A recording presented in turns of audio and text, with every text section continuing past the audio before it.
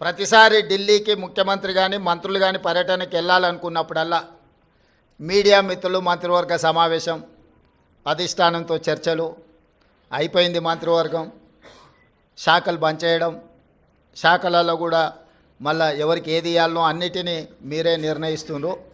ఈ ఢిల్లీ పర్యటన ఓం బిర్లా లోక్సభ స్పీకర్ గారి కూతురు యొక్క వివాహ కార్యక్రమం ఉన్నది.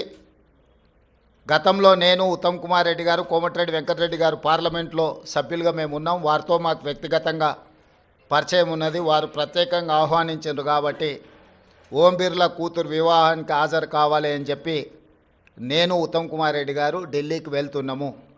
ఈ పర్యటనకు రాజకీయ ప్రాధాన్యత లేదు.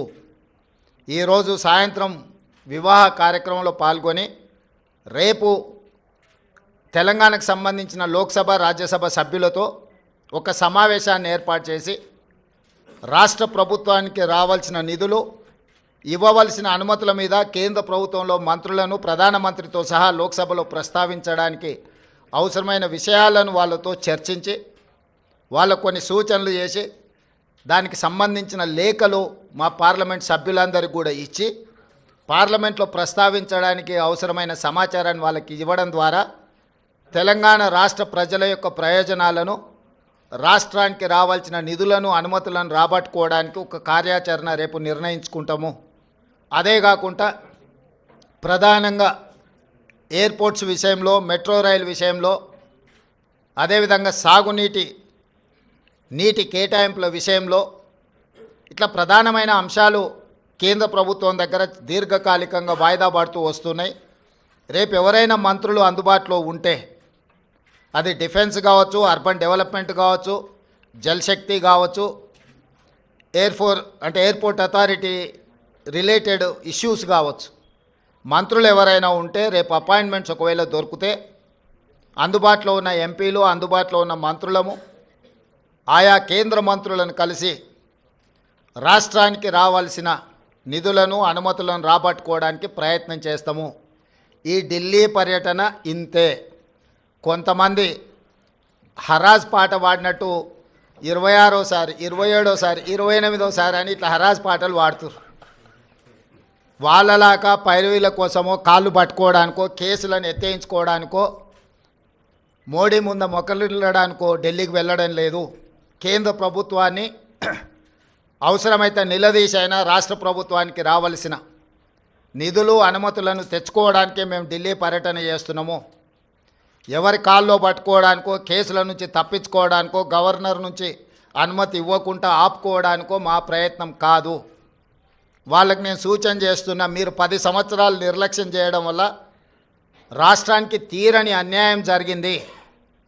కేంద్ర ప్రభుత్వాన్ని ప్రశ్నించాల్సిన మీరు కేంద్ర ప్రభుత్వంతో అంటగాగి మనకు బయ్యారం ఉక్కు కర్మాగారం కావచ్చు, కాజీపేట రైల్వే కోచ్ ఫ్యాక్టరీ కావచ్చు, IIITలు కావచ్చు, లేకపోతే గిరిజన యూనివర్సిటీ కూడా 10 సంవత్సరాలు ఆలస్యం కావచ్చు, ఎన్టీపీసీ ద్వారా ప్రారంభించాల్సిన 4000 మెగావాట్ల విద్యుత్ అంశం కావచ్చు, బ్యాక్వర్డ్ డిస్ట్రిక్ట్స్ డెవలప్మెంట్ ఫండ్స్ కావచ్చు, BRGF, ఇట్లాంటివి కూడా చాలా విషయాలలో తెలంగాణ రాష్ట్రానికి 10 సంవత్సరాలలో వేల కోట్ల నష్టం జరిగింది.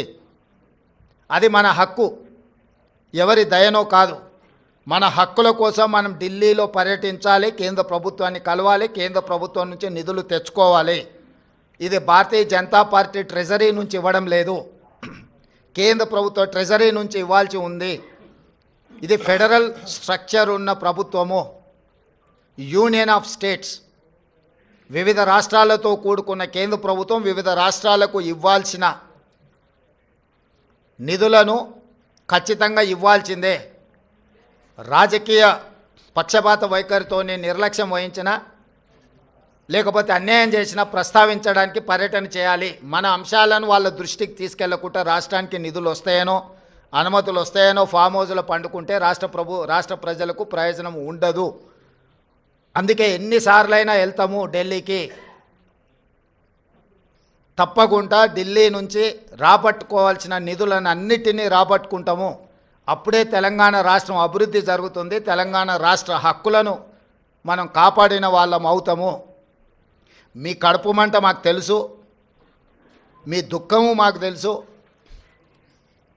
మీ కడుపు మంట కోసమో మీ దుఃఖం కోసమో మీరు పెడుతున్న కాకి గోలను మేము పట్టించుకోము.